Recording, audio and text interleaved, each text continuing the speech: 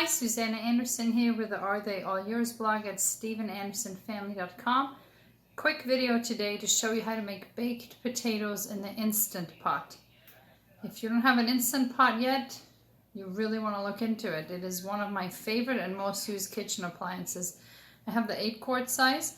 I use it virtually every day. Now, it does not make every dish faster.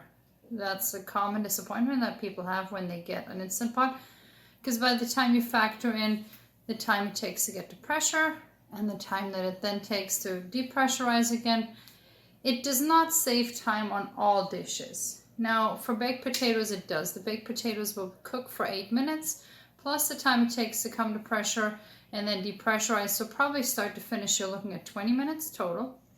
However, even for dishes where it doesn't save time, it saves so many messes.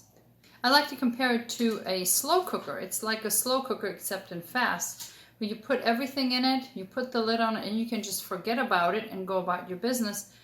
And then when it's done, it's done. Not only are you containing the mess to just this one appliance, you're also cutting down on the heat in the kitchen and whatnot. Especially in the case of baked potatoes, those have to bake for a really long time. So by being able to just put them in the Instant Pot, you do save time. You don't have to heat the entire kitchen, and they're just so easy. So let me show you how to make them. Like I said, this is the 8-quart, but you can do the same with the 6-quart. I have here 5 pounds of russet potatoes already scrubbed. And all I'm going to do is put them in the insert. And in the insert, I have the rack that came with the pot originally. If yours didn't come with one or you lost it, you can also order these on Amazon. So I simply put this in here and I stack the potatoes in, which in my case does not even fill the pot halfway.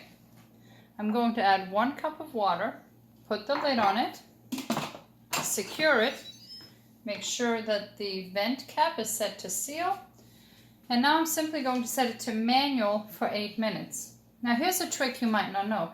Anytime you press any of these function buttons the first time, this keep warm light will also come on. If you press that same function a second time, it turns off.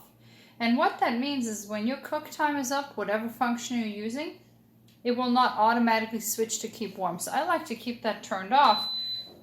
Well, let me cancel altogether. I like to keep that turned off because I do not want it to switch to keep warm. I want it to depressurize as quickly as possible. So I'm going to press manual. I'm going to press it a second time to turn off the keep warm function. And I'm going to go down to 8 minutes. And then you don't press start. After 10 seconds, it will automatically beep to let you know that it is now starting the cook cycle. And there you go. While it is building up the pressure, it will read on. As soon as the pot comes to pressure, the red pin back here is up. This will switch to a countdown clock, and you can see how many minutes are left on that. Now, if you did leave it on keep warm function, once it counted all the way to 0, it will then start counting upward again to show you how long it's been keeping the food warm. In my case, because I disabled that, it will just read off. Now, if you find yourself using the Instant Pot often, you might be tempted to get a second one. But what I find is a lot more space efficient is to get a second of those pot inserts, the liner that you just saw me take out.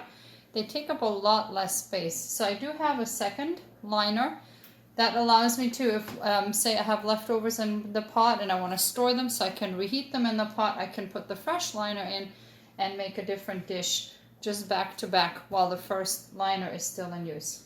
So I'll check back with you when these are done. Okay, you can see the pot is down to just 1 minute left on the cooking time. It's going to probably start beeping while I'm talking. And then I'm going to set it to vent. There it goes. And you can see it goes to off because I turned off the keep warm function. I'm going to let it sit just a couple of minutes before I vent it. I'm going to serve these baked potatoes tonight alongside some ribs. These are in my cookbook if you have that. And some green beans. And then of course all the sides for the baked potatoes. The cheese. Sour cream. The homemade sour cream is my new kick lately. It's so good. And some green onions. So I'm going to carefully set this to vent. You'll hear it hiss. And I'm just going to wait for that to release all the pressure. That only took a couple of minutes to vent. I'm going to carefully remove the lid. The steam can burn you, so you always want to lift the lid up like this with the steam going the other way. And with tongs, remove the baked potatoes. I'm going to set them into a colander for serving. If you're not going to use your potatoes right away, they refrigerate really nicely. You just put them in a gallon Ziploc bag. You can have them all week long. I like to cook them and then refrigerate them if I'm going to make them into like country fried potatoes. They hold their shape better that way. But tonight we're having them fresh. I'm going to cut into one just to show you. Almost forgot the most important part, the butter.